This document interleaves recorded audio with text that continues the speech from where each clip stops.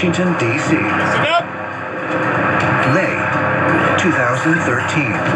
Thank you for giving me this opportunity to speak. Former Canadian Defense Minister Paul Hellyer addresses the citizen hearing on disclosure, a week-long conference centered on UFO sightings and government transparency. We live in a cosmos teeming with life. The fact that some other civilizations are more advanced than we are may be humbling. Based on the information that he has been presented with over the years, Hellyer believes that extraterrestrials are concerned about Earth because of previous devastations. I think several species throughout history, both on this planet and other planets, have used nuclear weapons and have really destroyed their planets as a habitable place. And some of the people who have been visiting here have gone through that and understand it. Don't want it to happen again on Earth because the cosmos is a unity. It's all one creation, and anything that happens anywhere affects other planets, other species, all throughout the cosmos. I think we're being observed to see if we can get through this period of dealing with these weapons and actually eliminating them. And that's a big test for us. They want to see humans advance. They want us to get past war. That's what they say. You have to stop even considering nuclear warfare because you do not understand, humans, that when you split an atom, you're tearing into other dimensions where there are other intelligences, and we cannot allow them. Are extraterrestrials monitoring our nuclear weapons, not just out of concern for humanity, but because they fear we may one day pose a threat to life on other planets? And if so, might they be withholding the key to interstellar travel until we demonstrate that we can live in peace with all our neighbors, both here on Earth and in space? Perhaps it will only be when humankind abandons its most fearsome weapons that our evolution on Earth will be complete, and we will join our alien ancestors in the stars. They call them aliens. I call them spirits or angels. The evangelical rim pertaining to the supernatural society that lives beyond our society, that in actuality their world is more realer than ours, because in their world they don't get old, they don't deteriorate like we do. We go through various maturity age groups pertaining to our bodies, either wearing out or just shutting down. Their supernatural beings, their supernatural bodies does not wear out. They stay in existence forever and forever because they live in another domain. They live in another dimension. So the things that you're hearing about, you can call them aliens, you can call them spirits, you can call them angels, you can call them the Holy Ghost. But the fact of the matter is, the Creator that created all creations has created all things, including the very things that we don't understand and the things that we can't comprehend.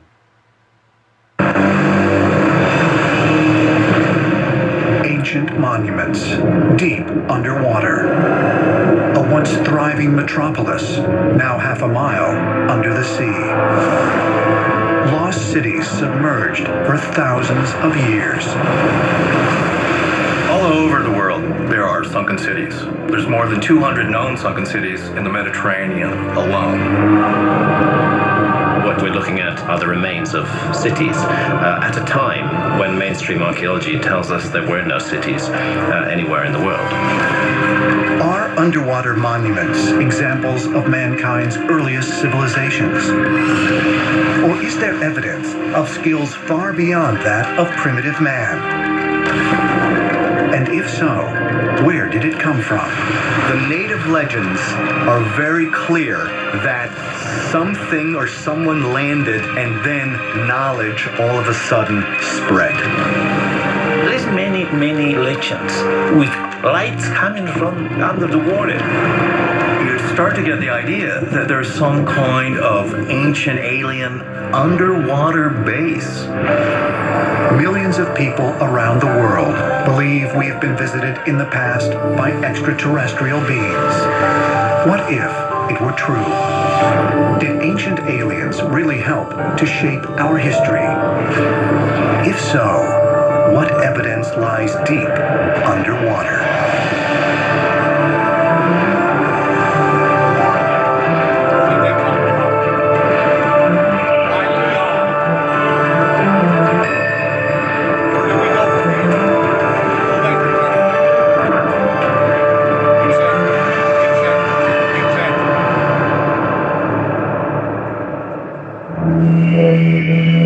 Underwater worlds.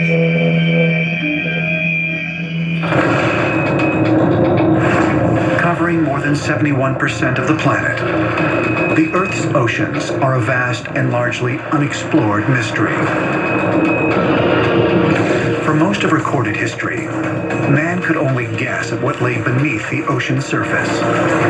But new technologies are reaching new depths. Researchers around the world are finding the unexpected. Underwater complexes and sophisticated monuments that defy the conventional historical record. There are remains of urban civilizations on parts of the earth that were exposed on land 10,000 and more years ago. And this means that urban civilization is far older by many thousands of years than many scientists now believe possible. Scientific theory suggests that during Earth's last ice age, ocean level... Did you know what he just said? He said urban civilizations are older than what they originally thought, because now they can go into the abyss, into the oceans. Some places a half a mile, some places a mile. You keep in mind, we only know approximately about 10% what's covered up underwater. Well, now we've got proper machinery that can go down there and actually analyze and see the bottom of the floor. And now we can see that at one time there was, in fact, civilizations that lived down in these deep crevices that now water has consumed, verifying the Great Flood,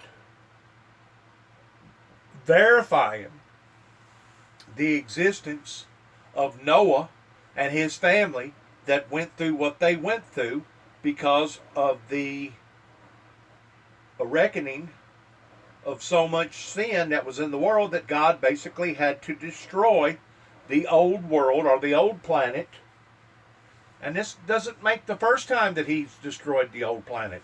The first time that he destroyed the planet was during the era of the Ice Age, whenever glaciers, whenever meteors fell from the sky and hit the earth, that basically dampened out the sun, that caused the Ice Age, that we know for a fact that we can look into the history of bone marrow and figure out that some of these bones, that these prehistoric dinosaurs as well as the Neanderthal man, dates back, some of them 40, 50, 60,000 years ago.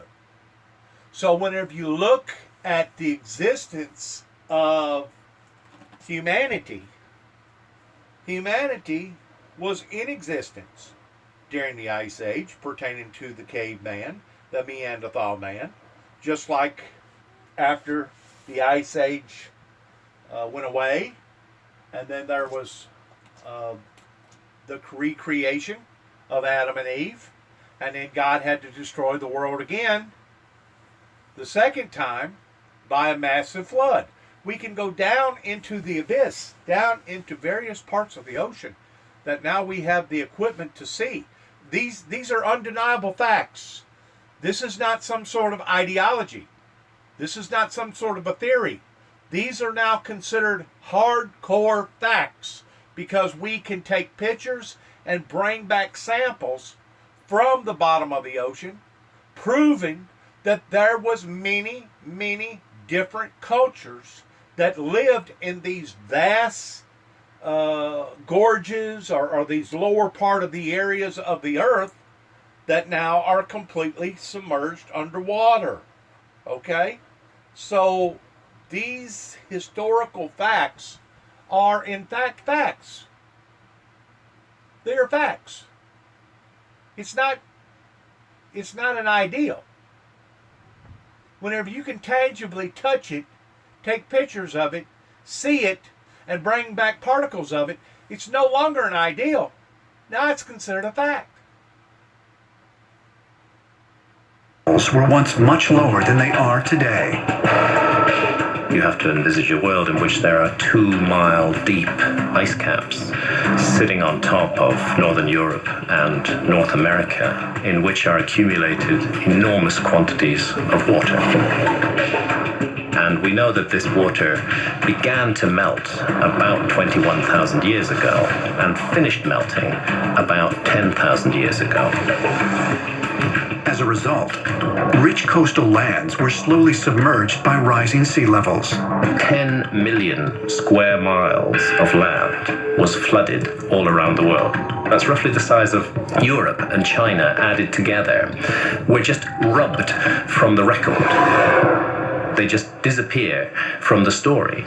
And in my opinion, archaeology is not doing enough work to investigate those lost and submerged lands. While much of the ocean's floor remains unexplored, for thousands of years, philosophers and scientists have been drawn to one of the greatest mysteries of the sea, the legend of the lost city of Atlantis.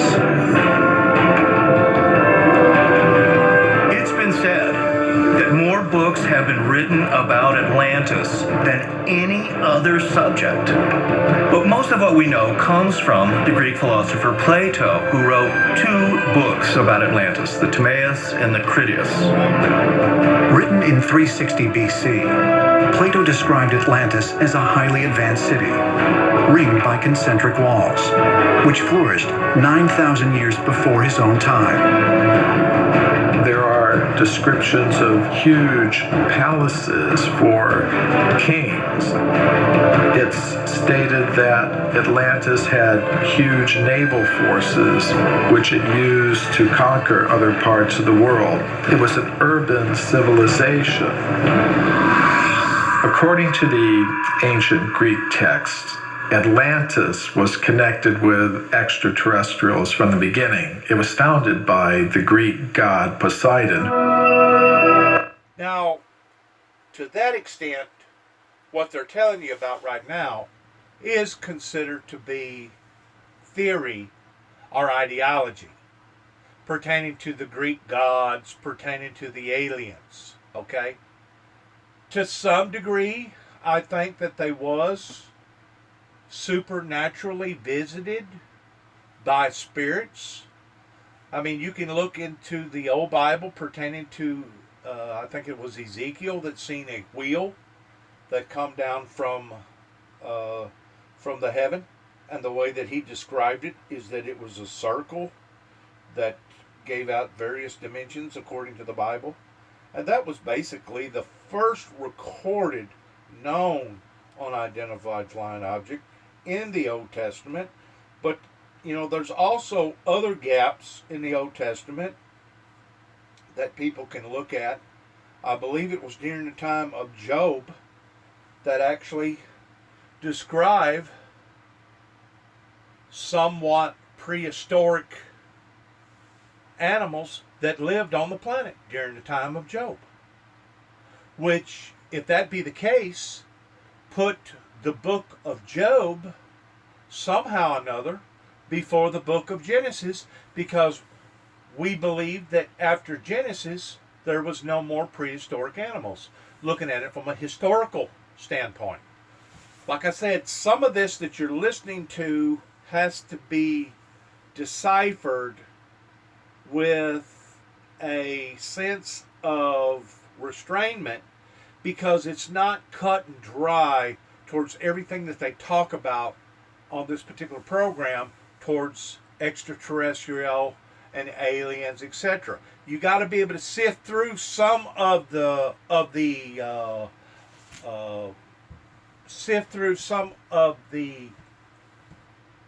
ideology to be able to discover the truth about what we're talking about here. And the truth is that there was many, I mean, we know for a fact that there was many underground cities that is now underground, under the water, that used to have a thriving commerce. That is not a theory. That is not ideology. That is facts. So you got to be able to sift through what you're listening to towards whether or not it's idealist as far as a theory, or whether or not it's facts.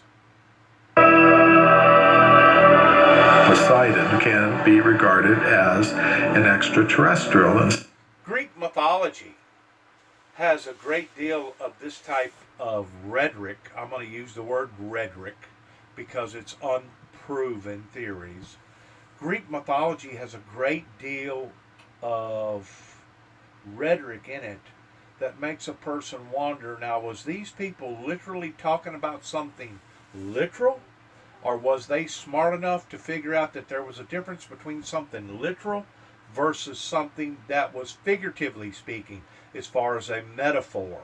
So you have to be willing to look through their concepts of what type of wisdom and knowledge that they had during the time that they had it, to understand their dimension in how that they communicated with not only each other, but how today their same stories, their same testimonies originate for us to interpret the way that it should be properly interpreted. And some people want to dazzle it up. Some people want to add to it and say, oh, there was talking about some sort of a E.T. coming out of the sky that gave them all this wisdom and knowledge.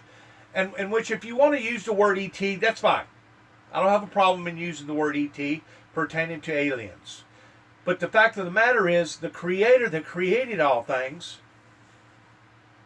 these and evangelical beings, these supernatural evangelical beings, possibly used to look like some sort of form of alien versus what they have transfigurated into today towards looking like some sort of angels that we describe today as angels. You know, just the other day I was told that up in northern part of Illinois, where I was born, up around Antioch, Illinois, give or take about a month ago, was bombarded with a great deal of unidentified flying objects pertaining to lights.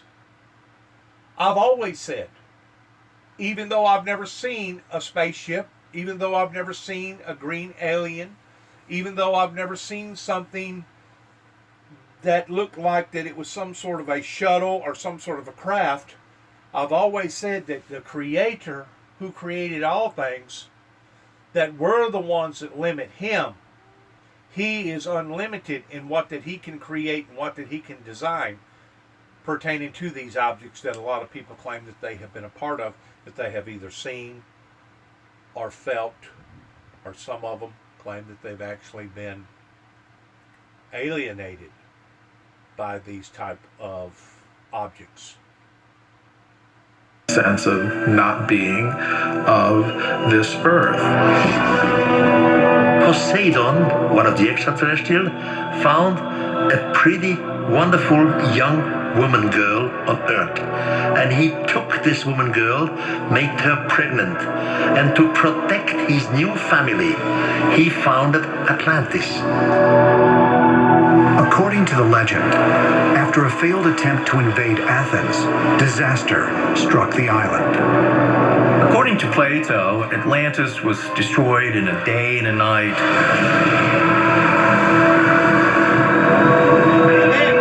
And a cataclysmic destruction that sank the entire island and its capital city.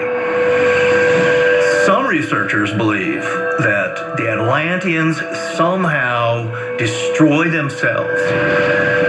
According to Plato, Atlantis was located in front of the Pillars of Hercules, a location beyond what some scholars attribute to modern Gibraltar. And to the ancients, as they left the Mediterranean Sea to go into the larger Atlantic Ocean, this was where they went beyond the Pillars of Hercules between Spain and Morocco. You leave it to me. I'll get your taxes in an okay place.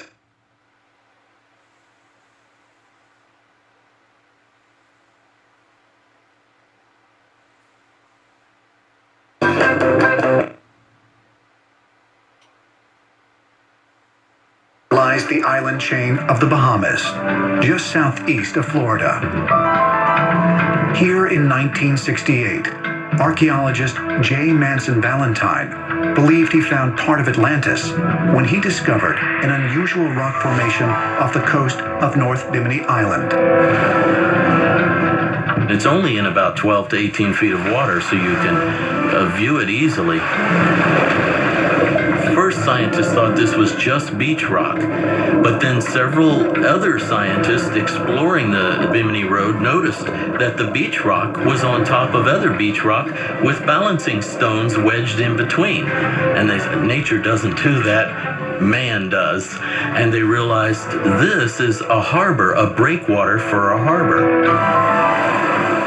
From the shallow edges of Bimini all the way to the Gulf Stream in 300 feet of water, we have found many fascinating complexities that look like remnants of ancient cities or structures. In the year 2000, while mapping the seafloor off the western coast of Cuba, a research expedition led by Russian-Canadian oceanographer Paulina Zalitsky spotted symmetrical stone structures deep below the water. Remarkably, they were over a half-mile down. Divers cannot do this kind of investigation, so we have to use remote operating vehicle. And this vehicle is equipped with video cameras and manipulators, and it controlled from the deck of the ship. The expedition was also armed with side-scan sonar equipment, used to create images of large areas of the seafloor and underwater objects. I was in control room on board of the ship, and we were receiving that image coming from side scan. And this is just one of the many other images that we were obtaining of the area of structures made of large stones placed one on top of another. Well, what do they end up with? It is an image that shows these rectangular 90-degree angles over and over and over on very large structures that seem to have wide avenues. The exploration found huge stone blocks in pyramid shapes. Others more circular. Most were gigantic, reaching 16 feet in height and weighing several tons. 30 geometric structures emerged, appearing to be the remains of streets, buildings, tunnels, and pyramids, all at a depth of 2,200 feet below the surface of the water. We might well have here the evidence of a prehistoric culture that would probably go back tens of thousands of years, and that's very exciting indeed. Using dating techniques based on the presence of nearby volcanic ash, Geologists estimated the underwater city sank over 6,000 years ago. Could this be a half-mile down some part of the sunken Atlantis from 9,000, 10,000 years ago that Plato talked about? Well, the Atlantis myth is integrally related with the area of the Caribbean and the Bahamas, in particular Cuba. Plato talks about an island empire. He's probably talking about dozens of different islands of different sizes, not just in the Western Atlantic, but probably stretching out right into the Central Atlantic area. Both the Cuban and the Bahamian ruins lie on the western edge of the Bermuda Triangle, an area of ocean covering over 500,000 square miles, known for magnetic anomalies, extraterrestrial sightings, and unexplained disappearances of aircraft and ships.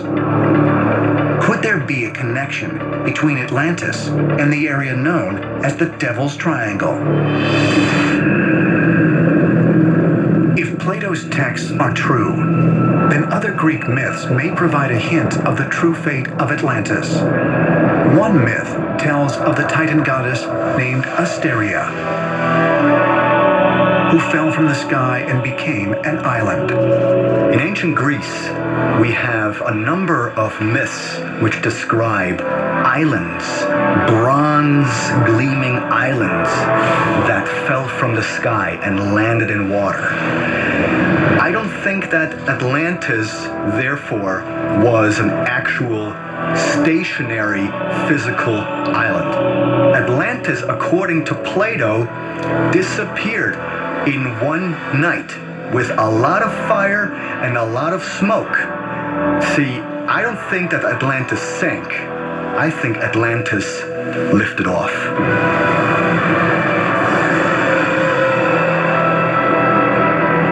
Was Atlantis a safe haven for ancient aliens before the end of Earth's last ice age?